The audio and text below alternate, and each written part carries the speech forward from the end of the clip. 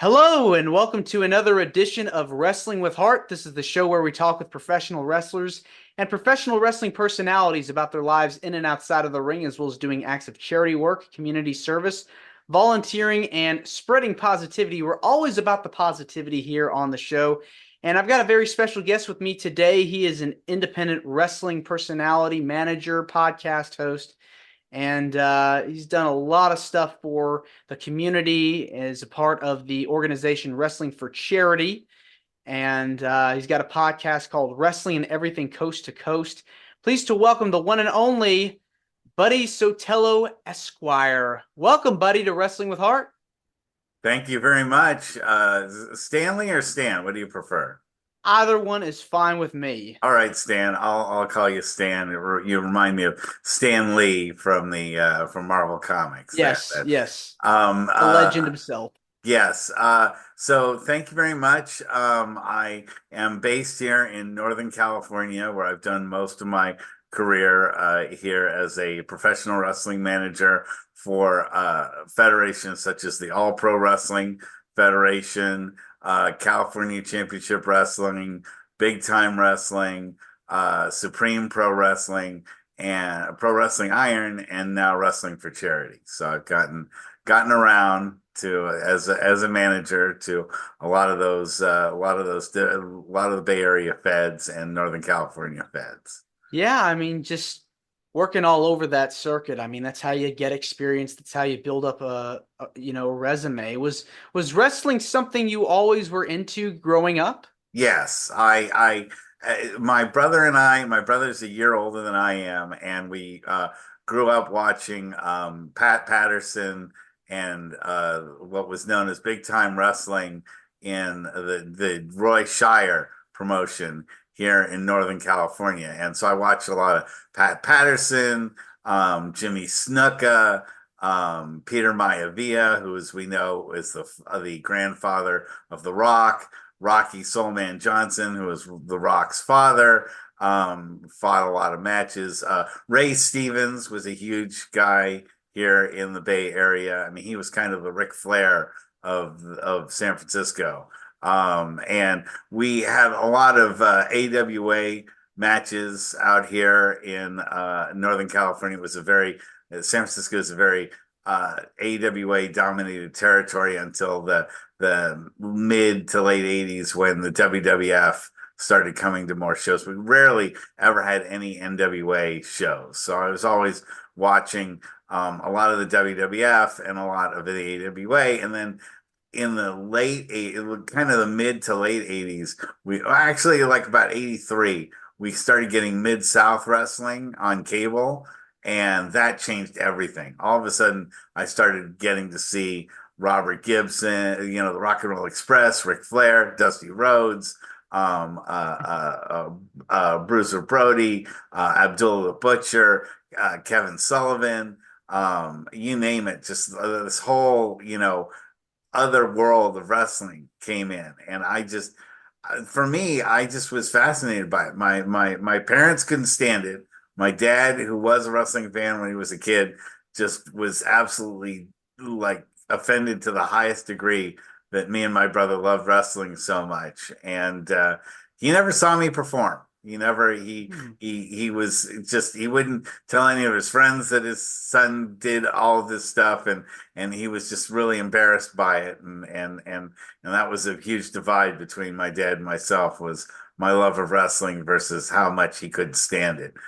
But what I found out was that, even though my parents didn't like it and none of my immediate family loved it, that my great grandmother, Granny Gelnay, used to go to all the matches in the early days of wrestling in the Bay Area. And she used to hit the wrestlers with her purse as they would walk down the aisle. And all the wrestlers knew who she was. She was like this old lady that would just, whap the bad guys with a purse as they would walk to the ring. And they knew to look out for her, my Granny Gelnay, when they would do shows at the Cow Palace in San Francisco. Sometimes I guess it skips a generation, because my kids don't care about wrestling one bit. Really? Yep, not one iota. So maybe their kids will probably love it as much as I do. Who knows? What are they into? What's their like passion? My daughter loves Minecraft. Can't get enough of Minecraft. And my son can't get enough of Roblox and the various things from Roblox. And I got them iPads last year for their birthdays, and they have not put those things down ever since. So they really my daughter, I can get into comics a little bit. She does enjoy Marvel. She's an amazing artist.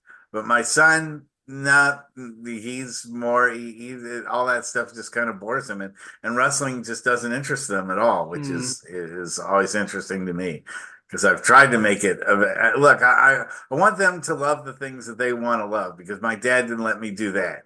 He Yeah. never let me enjoy the things that I wanted to enjoy. So I want them to enjoy it. I don't want to force them into Right. watching wrestling, but they just really don't have much of an interest in it, unfortunately, or Yeah. maybe fortunately, who knows?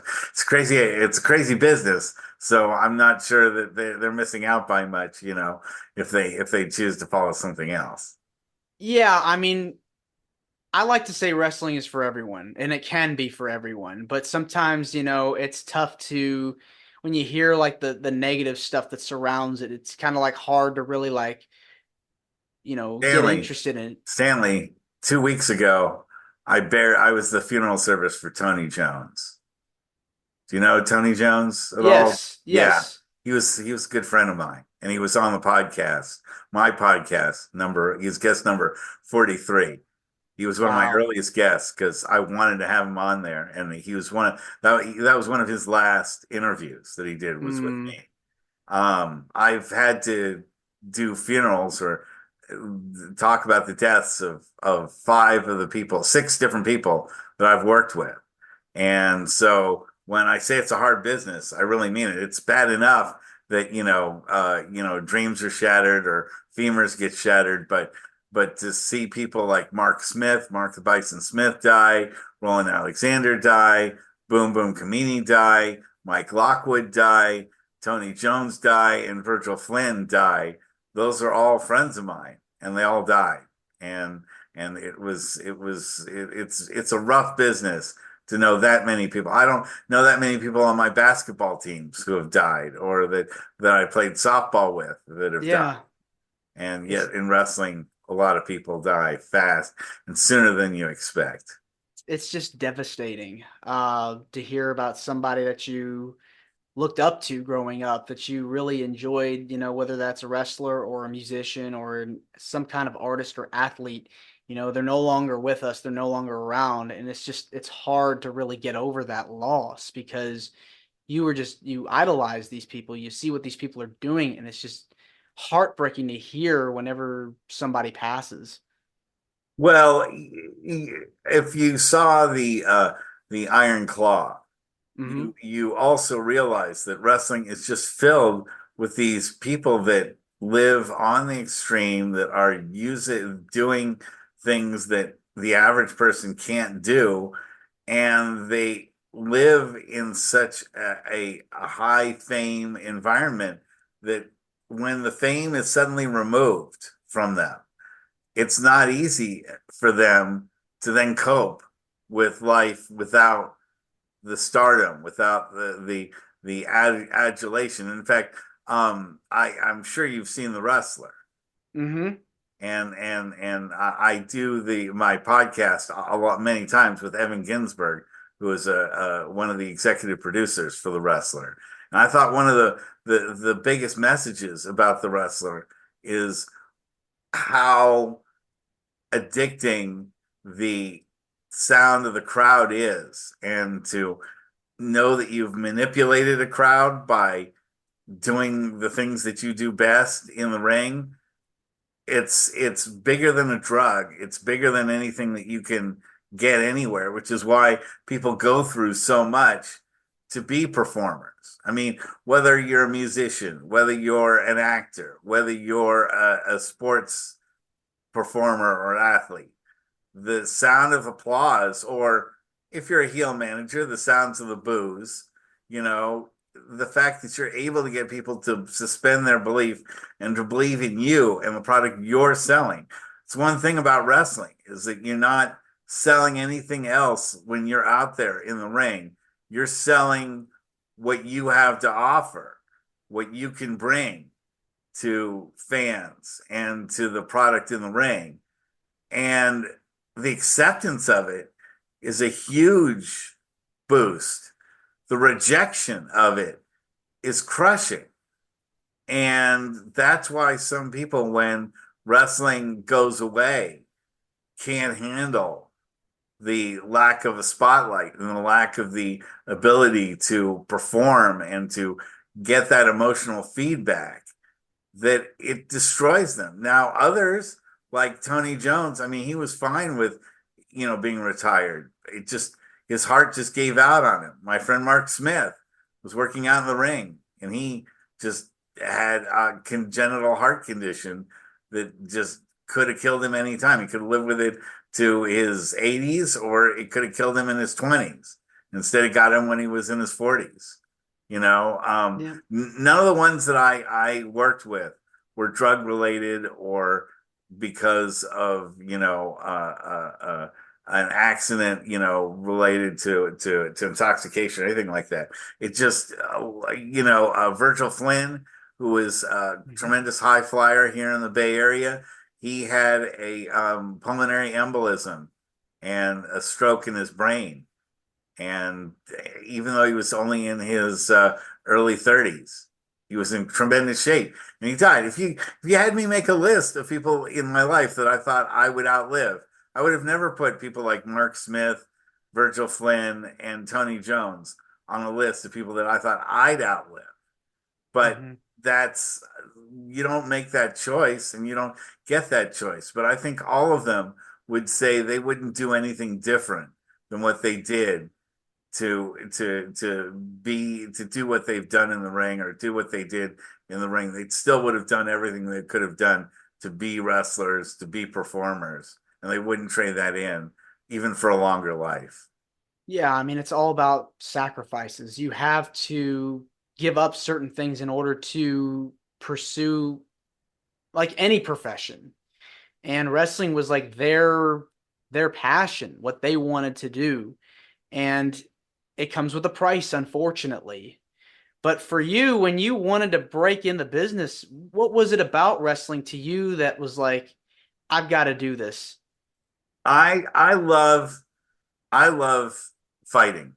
I love fighting the fighting arts any way you can slice it, whether it's Batman stage fights, with Adam West stage fighting, or whether you're talking about UFC, or you're talking about boxing, you're talking about kickboxing, or you're talking about wrestling, or you're talking about shoot fighting, or you're talking about pancrase, or I mean, you name it.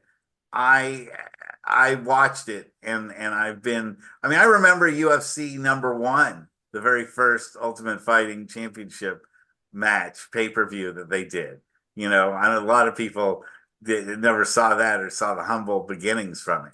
But I find that fighting is an amazing human concept, the way that we do it, and the fact that we can stage fight and that we can act fighting is a tremendous skill.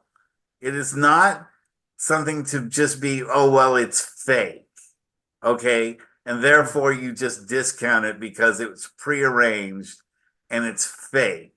Therefore, there's no skill to it and there's no reason to watch it. That's the most ludicrous thing in the world. That's Mm-hmm. like saying that Bruce Lee beat up everybody in every movie he ever fought. Of course not. He didn't touch any of those guys. He came an eighth of an inch from hitting them in their face. But he didn't haul off and hit everybody in the face in every movie, or no one would want to act with him. Jackie Chan, same kind of thing. It takes more skill to try to punch somebody and to come this close to hitting them than it does to just haul off and hit somebody. I know that because in training, that's where you really get the skill from, is not potatoing people, is not knocking them senseless, because every match would last 2 seconds and your careers would last about as long. No, the idea is drawing it out, making it believable. You know, everyone thought, Adam West was some great, fighter from Batman, or that William Shatner was an incredible combatant because Captain Kirk could fight so well in Star Trek. But what it really was really good stage fighting that people believed in and people wanted to believe in and would suspend belief while watching. And I love that. I love that element from like comics when I was a kid. And I read comics as a kid. I love that from video games because that's also a part. I mean, in video games, you're not really taking a gun out and shooting an alien, from outer space, or taking a sword and stabbing a dragon in the heart. You're not really doing that. But when you're in that game, you are doing that. Mm-hmm. Your mind wants to make you believe that. So I believe in the ability to make people believe these things. And that's the best part about wrestling, is that it's making people believe that the combat in front of them is real, even though deep in their mind they know it's not. The suspension of belief and the color that's involved in all of wrestling, that the costumes are outrageous, that the I love mass wrestlers. Love them. Just love them. Not just the lucha ones so much, although I like lucha wrestlers, but I love the old style mass wrestler, the big tough guy who didn't say anything and just wore a mask and you didn't know who he was. He's from parts unknown, weight unknown, and would just come in as an ominous presence and not do much, not say much, but beat the heck out of somebody. We're talking about like the assassins. We're talking about like the medics or the interns, or my favorite, the spoiler. I don't know if you ever Yep. remember Don Jardine as the spoiler. Mm-hmm. That's the mass superstar. These were guys that Mr. Wrestling. These were guys that I just really, really loved, and that was one of the things I always tried to manage throughout my career, was to have somebody in a mask that just was my big bodyguard, and I would do all the talking for, and he would do all the enforcing for. And so I created one in Mark Smith as Super Destroyer 2000. And then later I created a guy by the name of Paul Isadora, who's 7 feet tall, and I put a mask on him, and I called him Mr. Massacre. And they were great, just really wonderful characters for me. And the best part too is that I could manage those guys again by just putting the mask on somebody else and calling him, Mr. Massacre 2 or Super Destroyer 3000 or something along those lines. The cool thing about mass wrestlers is, like, back in the old days, if you lost a match, sometimes you'd have to leave the territory, but you could come back Oh yeah, as a masked man. absolutely. That's what we did with Mark Smith. Mark Smith, when I first met him for All Pro Wrestling, I don't know if you're that familiar with Mark Bison Smith, but when I first joined APW, I was, just how I joined APW was All Pro Wrestling. It was in Hayward, California, and I was going through a relatively rough time in my life where I lost a job, and I broke up with my fiance, and I was just staying up late at night, and I saw a news program for this school that taught people how to be professional wrestlers.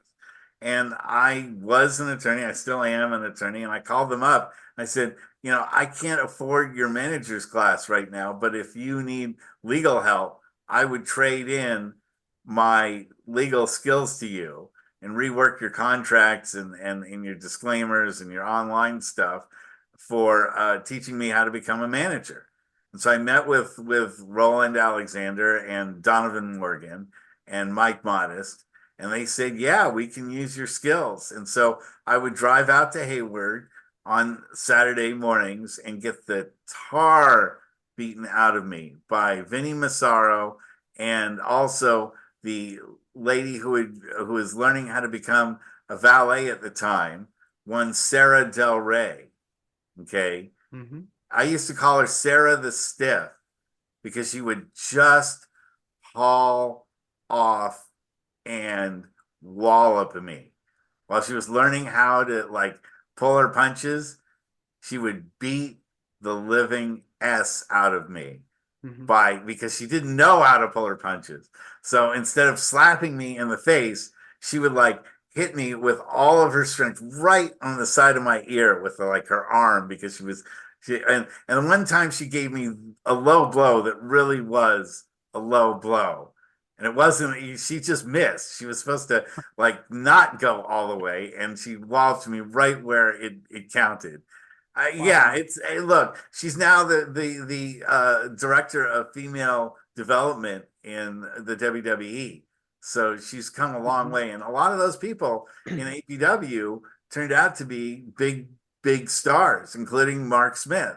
But when I came and I watched Mark in a couple of matches before I started managing, the thing was he was doing all these great moves and he looked fantastic, but the crowd went mild. They didn't care.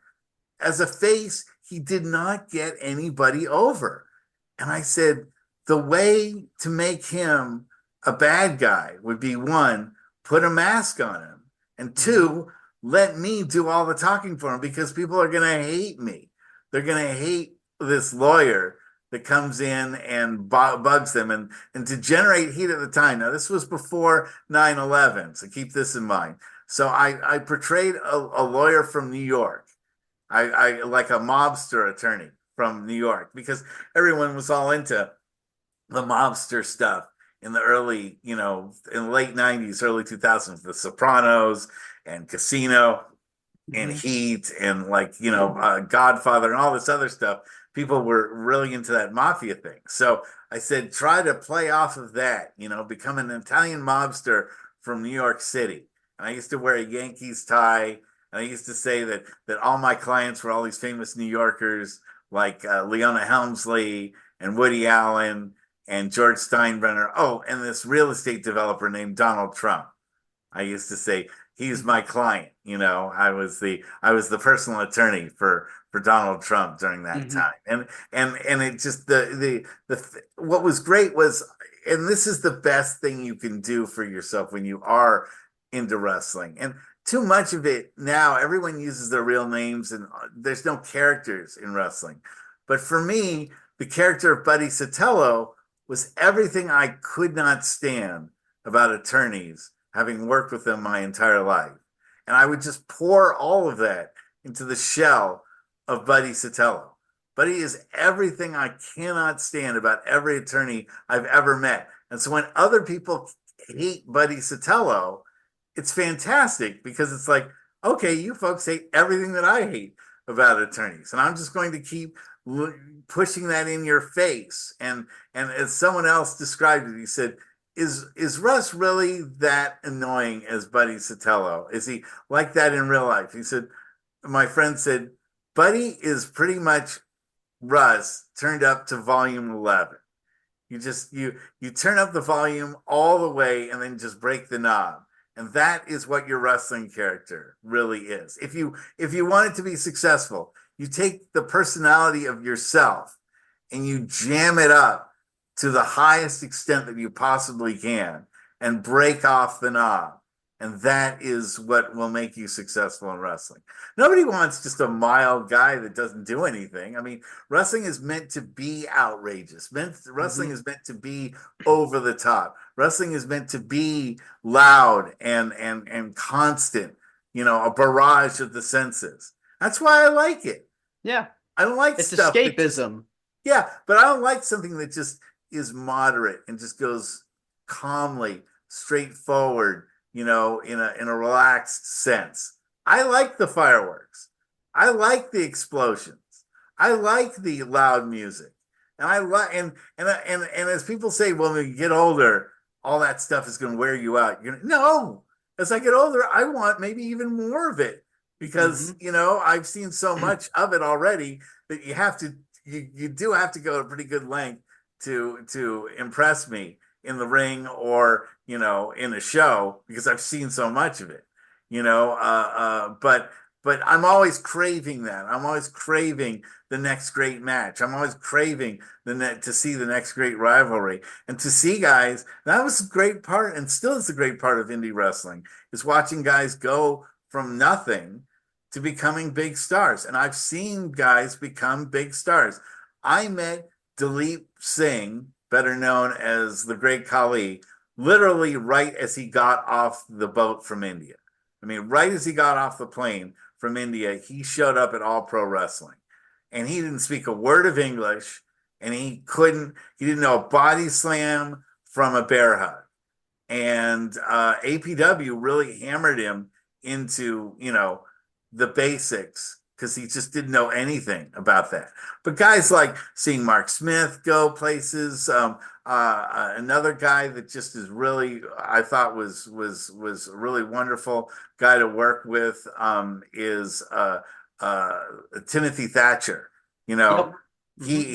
he worked with us in California Championship Wrestling. Couldn't be a nicer guy, and went from being just someone that nobody knew about to being a main eventer. Brian Cage, I worked with, Hmm. while he was just, you know, almost average looking in size as opposed to the monster he is today. He's all Um, jacked. yeah, and Bailey is another Yep. lady that I worked with when she was Davina Rose, just starting off, in wrestling for charity. Um, uh, uh, it's always great to see guys get that opportunity. The Reno Scum I managed for about 6 months over in California Championship Wrestling. So to see these guys become stars after seeing them work the lower ends of the indie feds, and sometimes in front of crowds where the wrestlers themselves outnumbered the people who are in the audience, you know, and see them still put out as much effort as they could is something that I always appreciated, and was always a big fan, and keeps me coming back even after the ups and downs of having to bury Tony Jones a couple weeks ago. Yeah, I mean, with all the sadness and the tragedies and the heartbreak, I mean, it's very rewarding to do what you're doing because you're seeing the development of these people that are becoming national names. I mean, Maybe seeing even where, legends. yeah, I and Hall of had Famers. Samoa Joe do a dive out on. I worked shows with a guy named the Prototype.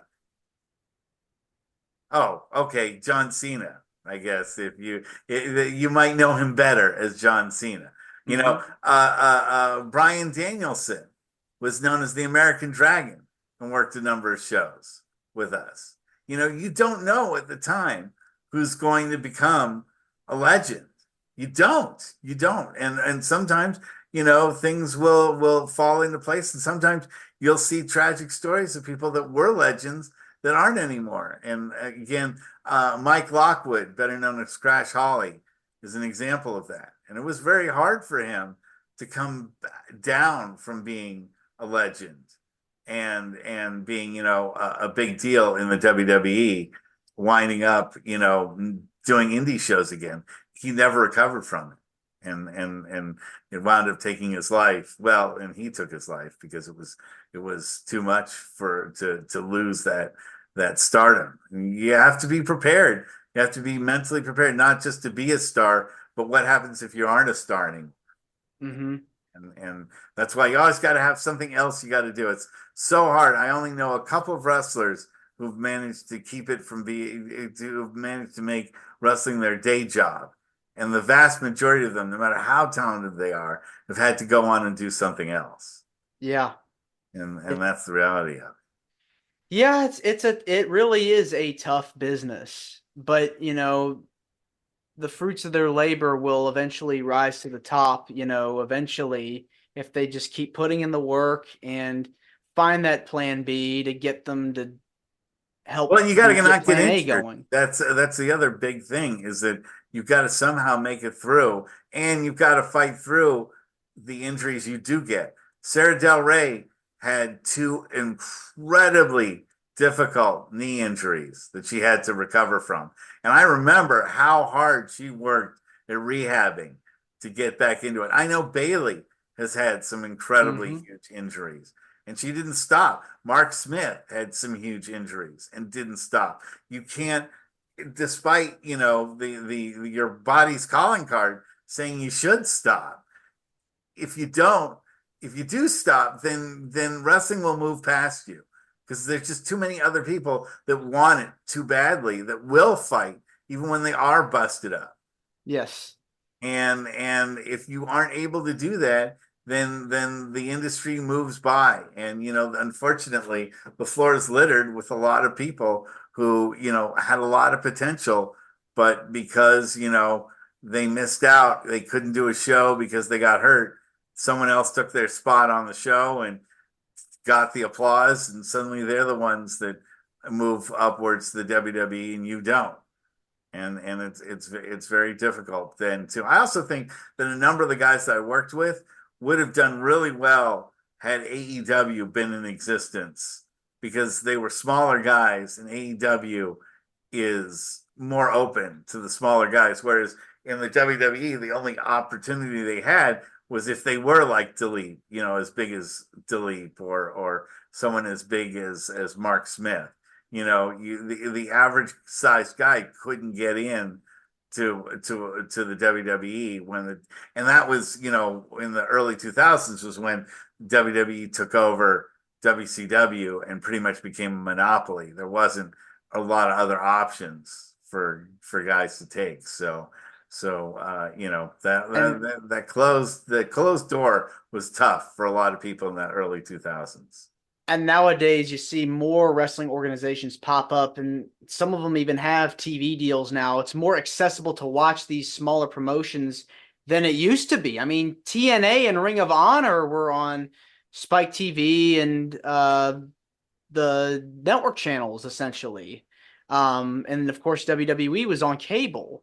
So, but now you've got all these, you got AEW, you've got TNA, you have New Japan, uh, and all these other companies that you can even watch some on YouTube now, which is Absolutely. incredible. NWA was doing YouTube for a long time, and I think they're Hmm. going to go back to it. Yeah, I mean, you just need the to record a decent show. You pretty much need a mid-level iPhone. You don't need the camera equipment that it used to cost to record a show was outrageous, and now everybody's computer and everybody's iPhone has the capacity to edit video and to put together what used to be a studio that would cost tens of thousands of dollars. Pretty much everybody has in their hands now. And so it doesn't come down to equipment anymore that determines whether or not you can make a show. It's whether you have the skill to do it. And so we are going to see that bar lowered and the amount of wrestling. I don't know when you started watching wrestling. When I started watching wrestling in the 70s, finding wrestling was a really big effort. You had to know when it was on. Yeah, there was no VCRs, so you couldn't record it later. You had to watch it when it was on. It was appointment television. And in the late 70s, it went off the air because it wasn't getting any ratings. So it didn't come back until the early 80s. So from like 79 to like 83, it was really hard to find wrestling at all anywhere at any time. And now there's just so much of it that it's hard to decide which one you're going to watch as opposed Hmm. to whether you're going to watch wrestling at all. Yeah, I think it's fair to say we've entered in a new wrestling boom period because you've got a new wrestling boom because you've got all these different companies and different networks that want wrestling now. I mean, you But only is had it good maybe, wrestling is the question. it I'd rather watch depends. I'd rather watch 1 hour of really good wrestling than 12 hours of blah wrestling. And that's the thing is that when I think about like what I used to watch in Mid South, like the 1 hour Mid South program they used to have, or the UWF when Herb Abrams was running it, that was action packed. They would have for an hour, they would show one or two scrub matches, and then have like two or three really like high quality matches that you'd be really interested in instead of 3 hours with, I think that it was clocked that in 3 hours you get about a half hour of actual in action, in ring action in a typical WWE show. And it's stultifying to try to, watch 3 hours when there's so little going on and they show you a replay of what you just saw and so forth. I think that sometimes less would be more if what they gave less of was of higher quality. Well, also too, you got to take into the account the soap opera element of wrestling as well. That was also popular back in the 90s and 2000s. And I think it's still pretty important to have, that cliffhanger of what's going to happen next week. That keeps people engaged with the story. But tell the story in the ring. Tell that story in the ring, and you can do that with ring-based activity as opposed to the interview segment, which now has gone, and especially the pre-match like hullabaloo that goes on before a guy even walks into the ring. Like the WWE can kill 20 minutes by having a guy come into the ring, grab a mic, and chew the microphone for 10 minutes before any action actually happens. And that isn't how you tell a story. Story can be told in the ring with what's going on in the ring. And I love it when people do that. I think that's what fans really want to see is the story being revealed by what's happening with the wrestlers and their actions ringside than it is for a guy to get on the mic and tell you what he's going to do once everything is going to happen in the ring. That's where I think there's a problem. Is there's an over reliance on people talking about what they're going to do rather than getting in the ring and actually doing it. And I'd like to see more of that. All right. So if you want to record on your end, we'll get this thing wrapped up here. Um, Yes. there we go. All right, cool. All right, so we were talking about, how wrestling is more, in your opinion, wrestling should be more of the Storytelling in the ring as storytelling opposed in the to ring. doing it on the mic. Yeah. Yes, yes. and I and gotcha. and that was one of the things that was really emphasized in APW and in the other feds that I was in. They had a very they they they really loved the Japanese standard of how wrestling was a much greater story told off the mic in the ring as opposed to trying to do it via interviews and by chewing the mic up before you get in the ring and I like that. And you can watch New Japan Wrestling, for instance, and even though you don't speak Japanese, you can still get a lot out of New Japan Wrestling and Pro Wrestling Noah and so forth. Whereas I think if you didn't speak English, you don't get a lot out of a WWE show. And maybe even an AEW show because there's so much talking that goes on and so little action. And I'd like it to go the other way around. So, maybe that'll be a trend that we see maybe a little bit more of, although I think it's going the other way. I think the trend is to have guys do more talking than actual in-ring stuff and to do that terrible deal that both the WWE and AEW do where they shrink the in-action things so they can give you an ad like much bigger ad in your face while wrestling is shrunk down to a tiny picture-in-picture Yeah, screen. yeah. That is a trend I really don't like. That Who is who are some of your favorite wrestlers to watch nowadays? well, as I said, Timothy Thatcher is a friend of mine, and I love seeing him in the ring. He's fantastic.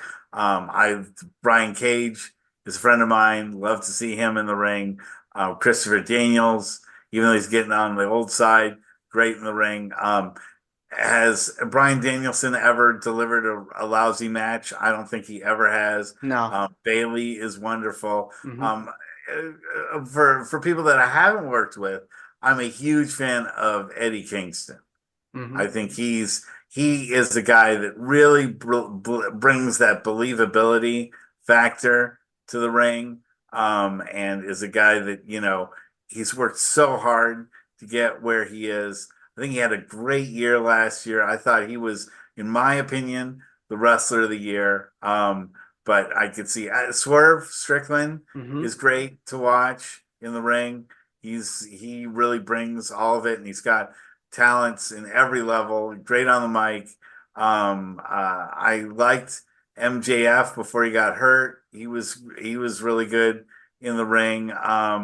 And I'd like to see maybe a return to Braun Strowman. He was really impressive before he got hurt. So, if guys can stay healthy, there's a lot of great talent, maybe some of the greatest talent now that we've ever had in the ring. But Yeah. but because this emphasis on everything is a high spot and no one can work a move and nobody does chain wrestling anymore, everything is just a chain of high spots. Guys just keep getting hurt Hmm. fast sooner than later, and it's more of an if rather than a when guys are going to get hurt. Exactly. Yeah. It's like the stuff with the ladder matches, back in the 2000s, late 90s with all these high risk extreme spots, eventually, the injuries are just going to catch up to you if you're not I don't even careful like enough. ladder matches. I don't even find them that entertaining, to be really honest with you. Really? I could do without ladder matches and be fine with I really extreme garbage wrestling doesn't turn me on that much, and I know how quickly it shortens Hmm. wrestlers' lifetimes. And I will say that this one of the scariest moments that I've ever been involved in ringside was one of those no hold street fight garbage match things where just you really don't know what the heck is going on, and it is not as scripted as you think it is. And I basically hid in a corner while guys were hitting each other with light bulbs and barbed wire wrapped baseball bats and all of that stuff. And I was like, I just please don't kill me. And I only knew about one spot, which was at the end Oh where they were going to gosh. choke slam me. And I Oh was like, okay, goodness. I'll take that choke slam, and that's the least I'm going to get out of this whole thing because everybody Goodness. else is just going to be battered and bloody, and I don't want any part of that. Yeah. There's only one time that I bled in the ring, and that was when I was managing Malachi against Adam Thornstowe, and the um, my talent was Malachi. He was just supposed to be, like saying, "Hey, buddy, pay attention to this," and he Hmm. tapped me with the microphone. But the microphone had one of those big squares on it with Hmm. the logo of the Yeah. Federation, and the corner of the square bashed me right in the middle of my forehead, and I started bleeding all over the place. Oh I was wow. like, yeah, it was an unintentional I'm so gigging, sorry that happened to you. I mean, it's Now it just shows you how stuff happens to you in the ring. You don't even expect it. So, right. Right. stuff like that. When you do live stuff, you never know what's going Hmm. to happen. That's the true For part of it. sure. Let's switch gears now and talk about the stuff you've done out of the ring. Of course, you're a part of the organization Wrestling for Charity, and I know you've done a lot of charity work over the years. Tell me about what Wrestling for Charity has done for the community, because I think that's a great organization. Well, I started working with Robert Butch, the guy his nickname's Butch, Robert Ha, and he was a photographer for APW for many years, and then he's also Reverend, and so he put together some shows first in Deanza, and then when APW kind of had a talent loss and All Pro Wrestling, so the death of Roland Alexander. It still does shows, but not as frequently as they used to. So Butch sort of picked up the mantle from APW and also Pro Wrestling Iron, which had gone out of business, and gave a lot of those guys a chance to work shows here in the Bay Area. Um, they he, they did a number of shows called Troop Slam, where they raised money for the veteran of foreign wars outposts in San Jose and in Santa Clara. He's done recently. They just did a show in Gilroy, which is in south of San Francisco, the garlic capital of the world. And it was they did a encourage Latin Americans to read, and it was done at the Gilroy Library, and they just had a couple of short matches, and instead read books to the kids, in between the matches, and the kids really liked it, and the library really liked it, and they'll be welcome to come again. So Wrestling for Charity sort of has an open door policy that if you have a cause and you're looking to raise publicity for it, Wrestling for Charity will find a way to come out and promote your cause and let the power of wrestling and the attraction of wrestling do the selling for you. So I think that's a great idea. It's something that seems to make people really happy. It engages the kids because it's hard to find something the kids are going to really be excited about in this day and age. I'm telling you, like, how my kids love Roblox and everything. Hmm. One way to get them off of their computers and off of their screens is to show them something live that's colorful and as exciting as what they're seeing on their iPads and on their Chromebooks. And Yes, wrestling can do that. Wrestling can do that.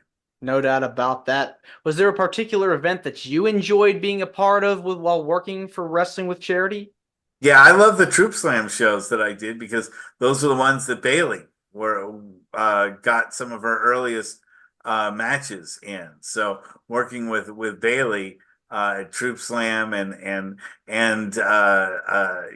knowing that what we were doing was going to help the veteran for foreign wars was a great thing, and that we're expanding and going to be doing more of these shows as time goes on. The other great show that we did was over at Paramount's Great America, the amusement park. There'd never been a wrestling show at Paramount's Great America, and we had like about 2,000 fans watching us perform. And in the only negative side was it was 105 degrees out there. Oof. And the wrestlers actually said the one thing they didn't want to do was spend any time on the mat because the mat temperature itself was about 120. And so Goodness. wrestlers would take bumps and they would get right up after they took the bump because lying on the mat would be basically like lying in a frying pan for an extended period of time. So these guys would do anything they could to like do moves that would keep them on the ropes, or like they'd hit the mat and bounce right back up because they didn't want to have like the long headlock moves so they're being ground into the mat where you'd just be burning yourself up. But it was still a great time. And it was a really revolutionary, really unique show to do that at Paramount's Great America. So that was another great show. What gives you the most joy about giving back to your community? Um, I think that knowing that I was able to do something that I love doing. My dad, who again didn't understand what I did, and had this evil girlfriend who even understood less of what I did. They said, "Why don't you be a real actor sometime? Why don't you like do Shakespeare in the park or something like that?" I said, "I can't do Shakespeare because I'm not Hamlet. I'm not, Romeo. I'm Buddy Sotelo. I don't, nobody writes lines for Buddy Sotelo. Buddy Sotelo is what I tell him to be. And he's what I figure out on the spot and what I see from watching fans in the stands and insults that come right off the top of my head that I watch from, things like Rodney Dangerfield and Henny Youngman and Don Rickles, those kind of, and Mad Magazine, reading insults from Mad Magazines and just throwing them out and that sort of thing, and stuff that I saw from Andy Kaufman, you Mhm. know, not a script, not like saying, Romeo, Romeo, wherefore, tis a better thing that I do than what I've done before. I don't talk in Shakespearean language, and so being able to do what I do best without a script and knowing that I'm entertaining people and causing them to forget about what, the bills that are due. Forget about, oh, I've got a root canal coming next week. Forget about, oh, I got a car payment due, in a couple weeks. You forget about all of that when you come to a wrestling show. And you're just there to see the action unfold in front of you and to be entertained. And if that's all I do is entertain people by this podcast, by my podcasts, by my performance in the ring. If all I've done is entertain people, at the end of the day, that's all I need to know that I did. And the rest is a bonus to everybody. And I love that. Yeah, before we go, let's talk about your podcast, Wrestling and Everything Coast to Coast. How did that come about, and what made you decide to pursue that? Well, I've been friends with Evan Ginsberg for a long time, and same with Mike Leno, photographer, for a very long time. And we were stuck at home during the COVID, lockdowns. And Evan lives in a one-room apartment in New York City, downtown New York City. And I have a pretty big house, but I was stuck with my kids and my wife, and we were literally going insane. I was going insane, stir crazy. It was like something out of The Shining. I was like beginning to get to, all work and no play makes Jack a dull boy, Mhm. and Evan was like, we had talked about doing a talk show between the two of us, coast to coast, for years. And we were like, well, now we truly have nothing better to do. Let's just go ahead and just do it. And if anybody watches us, then we've succeeded. And before you knew it, one show turned into 100 shows, turned into 217 shows. And this show, when I put it together, will be show number 218. And I haven't missed a week. I haven't missed a week in 4 years. I've done continuous shows every week, and it's become a part of my life. It's become a routine. It's become something that, as Evan has pointed out, it's been verbal therapy to come in sometimes and to talk about some of the things. And I've had people come in on the show like Tony Jones and JJ McGuire, who are no longer with us. And now those shows become priceless memories of these friends of mine that are no longer there. And I've made friends through through my podcast I would have never met in real life, like yourself. I mean, no offense, I'm not headed out to Nashville anytime soon. I've been through there once, but I'm not, it's a 3,000-mile drive, so it's not like I'm Mhm. going over to your house. But I wouldn't have met you had it not been through the podcast. It gives me a reason to talk to people, to open up, and to say, hey, would you like to be on my show, or can I be on your show? And that's Exactly. been a wonderful thing too. It's allowed me to meet people all around the world and an experience that I wouldn't have had if I just stayed to myself and just said, I wish I'd done a podcast. That's what wrestling was all about for me, was to never say back to myself, oh, I wish I had done this. I wish I had taken the time out to do this. Now, and I urge that to anyone. If you've got a bucket list of any type, don't let it be a bucket list anymore. Just go ahead and do it. As ridiculous as you think it is, and as hard as you think it is, if you've got a bucket list, you'll feel so much better with your life when you say you've done that. And that's what wrestling was, and the podcast and all of this is for me. Wow, that's well put. Buddy, this has been great getting the chance to speak with you, and means a lot to me, to my listeners and viewers that are watching this, as well as yours, because we'll do a little cross promotion here. for this episode, but I want to say thank you again. And where can people find you and your podcast? Well, you can find Buddy Sotelo Esquire on Facebook. It's facebook.com/ Buddy Sotelo, BuddySotelloESQ. You can find him there. Wrestling and Everything Coast to Coast is also on Facebook.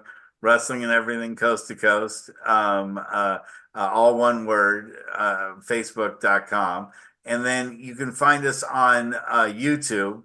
Wrestling and Everything Coast to Coast has its own Facebook, YouTube channel. And we love the listeners, and we love to, get out there and interview anyone that, is involved in the business. So if you know someone that wants to get a little bit more promotion, especially here in Northern California, we'd love to have them as guests on the show. And as I've always said, when you've run out of absolutely every single guest that you could possibly have, I'm always available to do the show again. So Awesome. Yes, you're more than welcome to come back.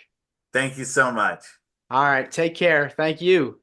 You have a great day, and one of these days we'll get you on our show so we can find out all about you too.